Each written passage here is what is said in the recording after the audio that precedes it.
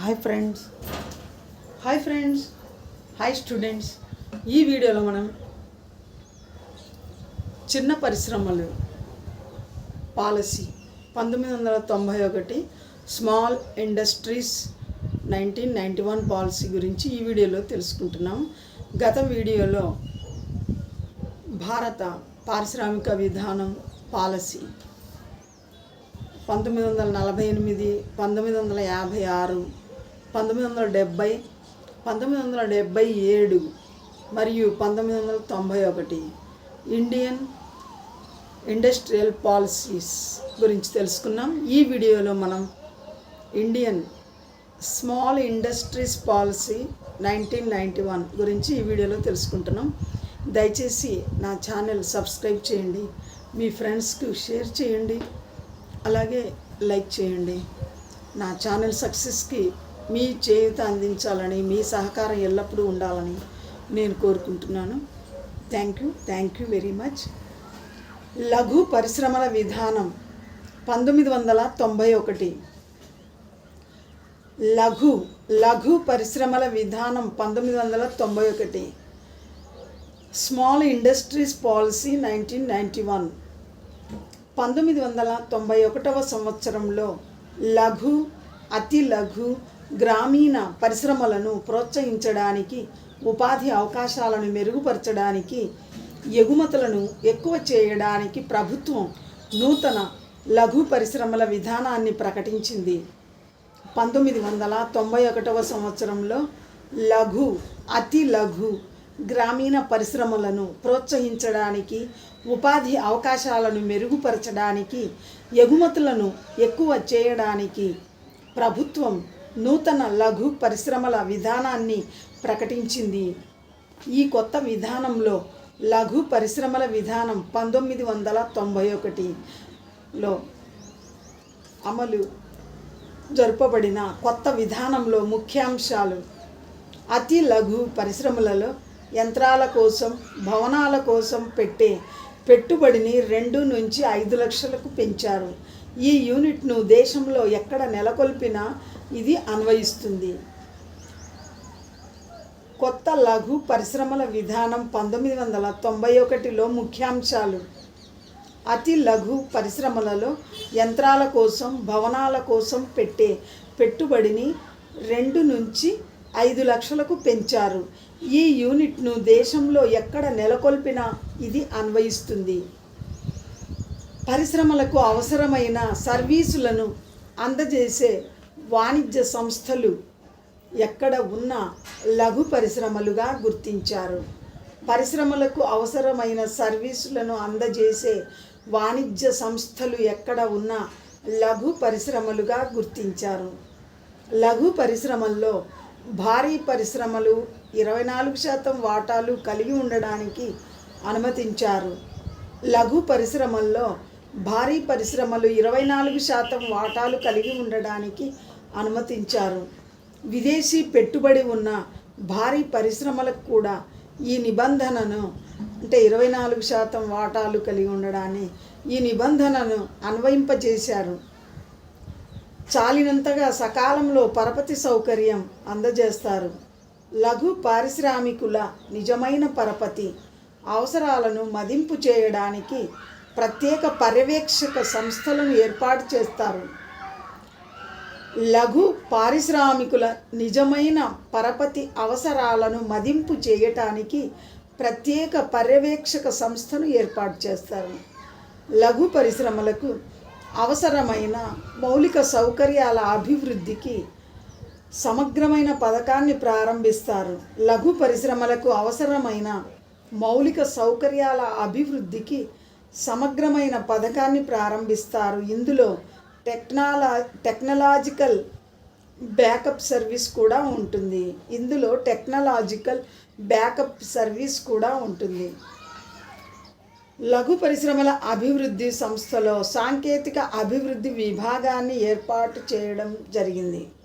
సహకార ప్రభుత్వ రంగ సంస్థల ప్రత్యేక మార్కెటింగ్ సంస్థల సహాయంతో లఘు పరిశ్రమల ఉత్పత్తుల మార్కెటింగ్ను మెరుగుపరచడం. లఘు పరిశ్రమల అభివృద్ధి సంస్థలో ఎగుమతి అభివృద్ధి కేంద్రాన్ని నెలకొల్పడం. లఘు పరిశ్రమల అభివృద్ధి సంస్థలో ఎగుమతి అభివృద్ధి కేంద్రాన్ని నెలకొల్పడం. లఘు పరిశ్రమల అభివృద్ధి సంస్థలో ఎగుమతి అభివృద్ధి కేంద్రాన్ని నెలకొల్పడం. లఘు పరిశ్రమలకు చెల్లించాల్సిన బిల్లును సకాలంలో చెల్లించేలా చట్టాలు చేయడం. లఘు పరిశ్రమల అభివృద్ధికి అడ్డంకిగా ఉన్న చట్టాలను, నిబంధనలను, షరతులను సమీక్షించి అవసరమైన సవరణలు చేపట్టడం. లఘు పరిశ్రమలు ఉత్పత్తి చేసే వస్తువులకు రిజర్వేషన్ సదుపాయాన్ని కొనసాగించడం. పారిశ్రామిక విధాన సంస్కరణలు ప్రధాన చర్యలు. పారిశ్రామిక విధాన సంస్కరణలు ప్రధాన చర్యలు. పారిశ్రామిక లైసెన్సు పొందాల్సిన పరిశ్రమల సంఖ్యను 6కు తగ్గించారు. పారిశ్రామిక లైసెన్సు పొందాల్సిన పరిశ్రమల సంఖ్యను 6కు తగ్గించారు. కేవలం 4 పరిశ్రమలను మాత్రమే ప్రభుత్వ రంగానికి రిజర్వ్ చేశారు. విదేశీ ప్రత్యక్ష పెట్టుబడుల విధానాన్ని సరళీకరించారు. విదేశీ ప్రత్యక్ష పెట్టుబడుల విధానాన్ని సరళీకరించారు. పెట్టుబడుల ఉపసంహరణ కమిషన్ ఏర్పాటు చేశారు. పెట్టుబడుల ఉపసంహరణ కమిషన్ను ఏర్పాటు చేశారు. ఈ కమిషన్కు నివేదించిన ప్రభుత్వ రంగ సంస్థల్లో దీర్ఘకాలిక పెట్టుబడుల ఉపసంహరణ కార్యక్రమాన్ని రూపొందించడం, అందుకు చేపట్టవలసిన కార్యక్రమాలను రూపొందించడం. ప్రభుత్వ రంగ సంస్థలను షికా బిఐఎఫ్ఆర్ పరిధిలోకి తెచ్చేందుకు షికా 1985ను సవరించారు. ప్రభుత్వ రంగ సంస్థలను షికా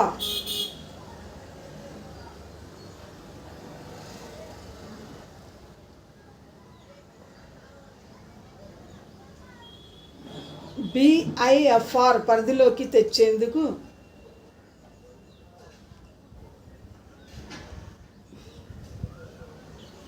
బిఐఎఫ్ఆర్ పరిధిలోకి తెచ్చేందుకు సిక్కా 1985ను సవరించారు.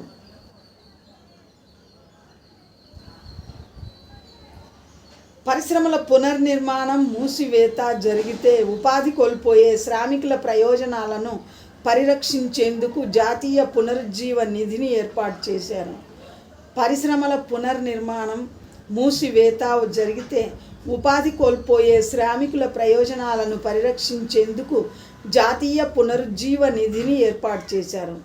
వెనుకబడిన ప్రాంతాల్లో పారిశ్రామికీకరణ పెంపొందించేందుకు ప్రాథమిక సౌకర్యాల అభివృద్ధికి గ్రోత్ సెంటర్స్ స్కీమ్ ప్రవేశపెట్టారు. రవాణా సబ్సిడీ పథకాన్ని 2000 మార్చి వరకు కొండ ప్రాంతాలు, సుదూర సౌకర్యాలు లేని ప్రాంతాల అభివృద్ధికై పొడిగించారు. రవాణా సబ్సిడీ పథకాన్ని 2000 మార్చి వరకు ప్రత్యేకంగా కొండ ప్రాంతాలు, సుదూర ప్రాంతాలు, సౌకర్యాలు లేని ప్రాంతాల అభివృద్ధికై పొడిగించారు. ఔషధ ధరల నియంత్రణ ఉత్తర్వును సవరించారు. ఔషధ ధరలను నిర్ణయించుకునేందుకు ప్రైవేటు రంగానికి స్వేచ్ఛను కల్పించుటకు ఈ సవరణ చేశారు. ధరల నియంత్రణలో ఉన్న ఔషధాల సంఖ్యను 143 నుంచి 72కు తగ్గించారు. ధరల నియంత్రణలో ఉన్న ఔషధాల సంఖ్యను 143 నుంచి 72కు తగ్గించారు. ఖనిజ పరిశ్రమలో ప్రైవేటు రంగానికి అవకాశం కల్పిస్తూ కొత్త జాతీయ ఖనిజ విధానాన్ని ప్రకటించారు. 13 ఖనిజాలకు సంబంధించి 50% విదేశీ ఈక్విటీకి అనుమతించారు. ఖనిజ పరిశ్రమలో ప్రైవేటు రంగానికి అవకాశం కల్పిస్తూ కొత్త జాతీయ ఖనిజ విధానాన్ని ప్రకటించారు. 13 ఖనిజాలకు సంబంధించి 50% విదేశీ ఈక్విటీని అనుమతించారు. కొత్త సాంకేతిక పరిజ్ఞానాలను అభివృద్ధి పరిచేందుకు, విదేశీ సాంకేతిక పరిజ్ఞానాన్ని అనుసరించేందుకు తోడ్పడేందుకు టెక్నాలజీ డెవలప్మెంట్ బోర్డును ఏర్పాటు చేయడం జరిగింది. జాతీయ జౌళి విధానంలోని ముఖ్యాంశాలు. జాతీయ జౌళి విధానం. జాతీయ జౌళి విధానంలోని ముఖ్యాంశాలు: చిన్న పరిశ్రమల నిబంధనల నుంచి బట్టల పరిశ్రమకు సడలింపు. చిన్న పరిశ్రమల నిబంధనల నుంచి బట్టల పరిశ్రమకు అంటే వస్త్ర పరిశ్రమకు సడలింపు. బట్టల పరిశ్రమలో 100% విదేశీ ప్రత్యక్ష పెట్టుబడులకు ఆమోదం. వస్త్ర పరిశ్రమ ఉత్పత్తులు బట్టల రంగ ఉత్పత్తులు 50% ఖచ్చితంగా ఎగుమతి చేయాలన్న నిబంధన తొలగింపు. బట్టల రంగ ఉత్పత్తులు అంటే వస్త్ర రంగంలో ఉత్పత్తులు 50% ఖచ్చితంగా ఎగుమతి చేయాలన్న నిబంధన తొలగింపు. రెడీమేడ్ వస్త్ర పరిశ్రమలో పెట్టుబడుల స్థాయిని 1 కోటి రూపాయల నుంచి 5 కోట్ల రూపాయలకు పెంపు. ప్రస్తుతం ఉన్న $11 బిలియన్ వస్త్ర ఎగుమతులను 2010 నాటికి $50 బిలియన్ పెంచాలని లక్ష్యం. అలాగే పత్తి ఉత్పత్తిని కూడా 50% పెంచాలని నిర్ణయం తీసుకోవడం జరిగింది. ప్రస్తుతం ఉన్న $11 బిలియన్ వస్త్ర ఎగుమతులను 2010 నాటికి $50 బిలియన్ పెంచాలని, అలాగే పత్తి ఉత్పత్తిని 50% పెంచాలని నిర్ణయించడం జరిగింది.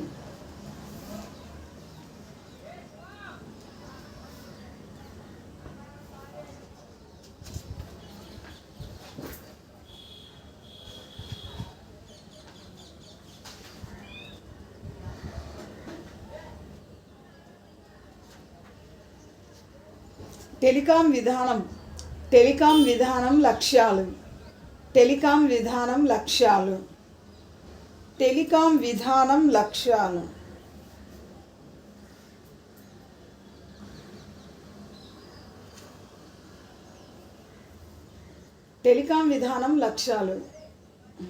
ధరల్లో ప్రపంచ నాణ్యతా ప్రమాణాలలో అందరికీ విశ్వసనీయ టెలికాం సౌకర్యాలను కల్పించడం.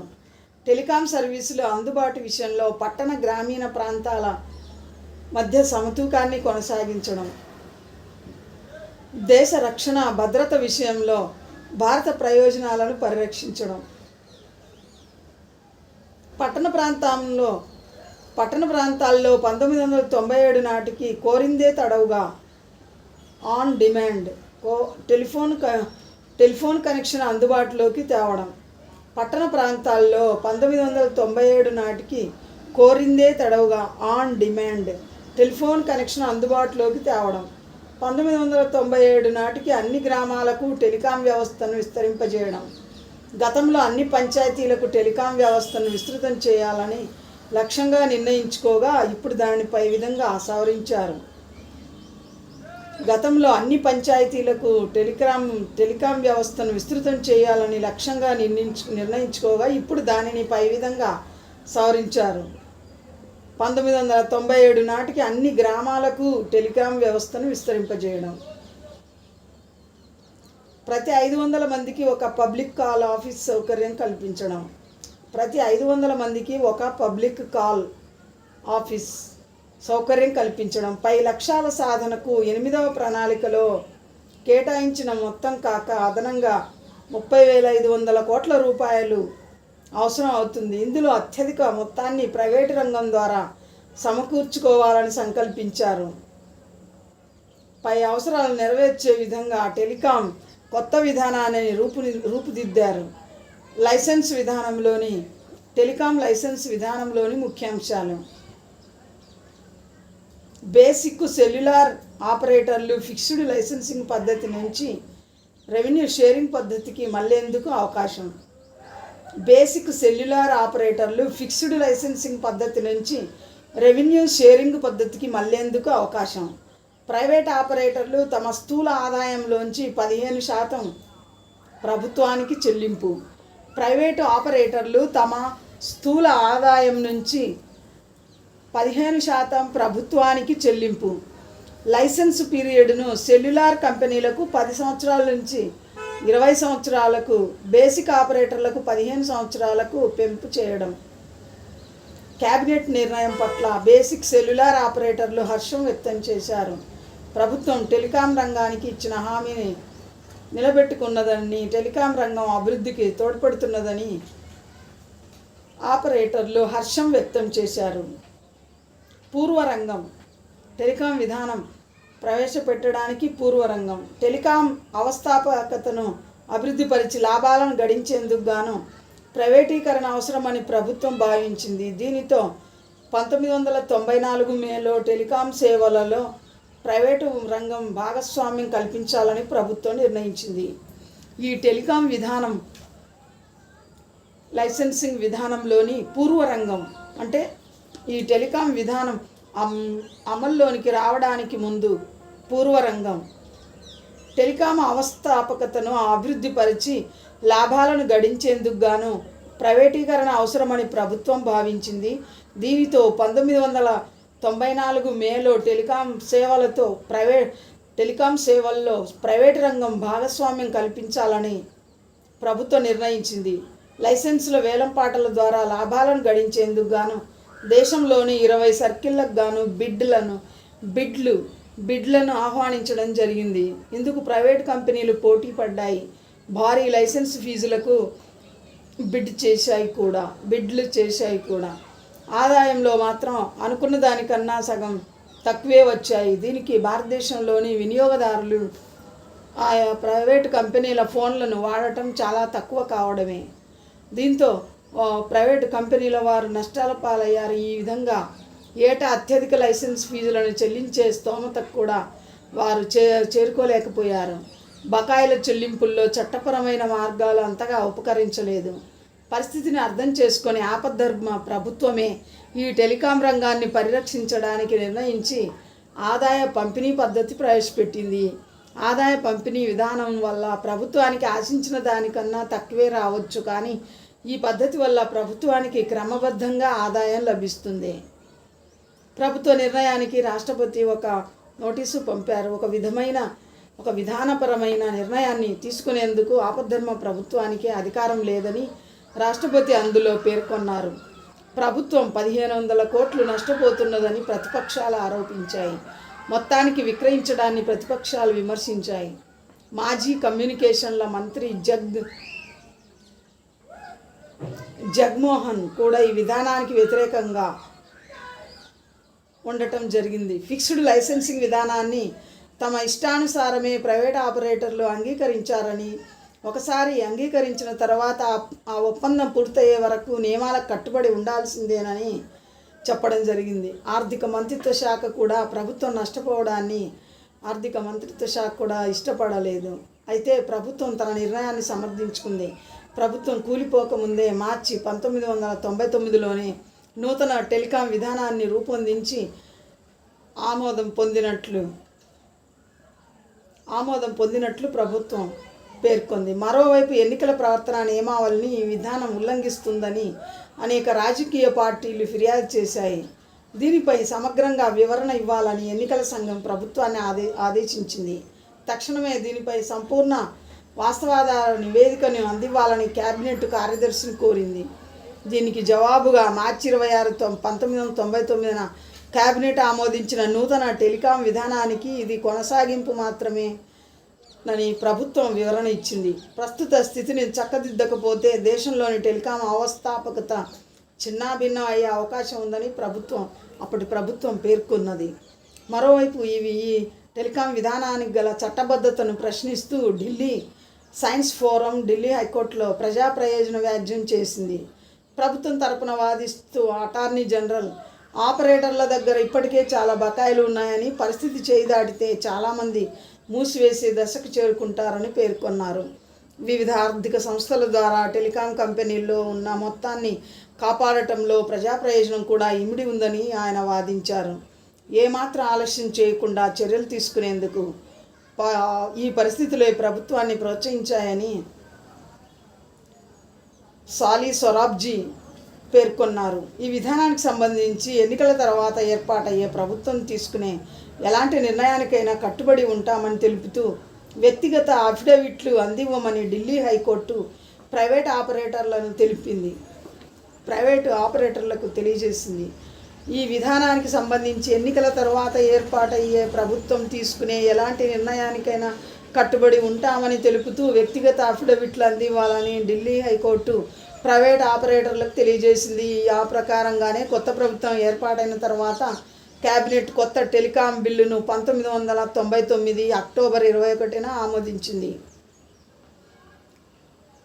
టెలికాం విధానానికి సంబంధించి ఎన్నికల తర్వాత ఏర్పాటయ్యే ప్రభుత్వం తీసుకునే ఎలాంటి నిర్ణయానికైనా కట్టుబడి ఉంటామని తెలుపుతూ వ్యక్తిగత అఫిడవిట్లు అందివ్వమని ఢిల్లీ హైకోర్టు ప్రైవేట్ ఆపరేటర్లకు తెలియజేసింది. ఆ ప్రకారంగానే కొత్త ప్రభుత్వం ఏర్పాటైన తర్వాత కేబినెట్ కొత్త టెలికాం బిల్లును 1999 అక్టోబర్ 21న ఆమోదించింది. కొత్త ప్రభుత్వం ఏర్పాటైన తర్వాత కేబినెట్ కొత్త టెలికాం బిల్లును 1999 అక్టోబర్ 21న ఆమోదించింది.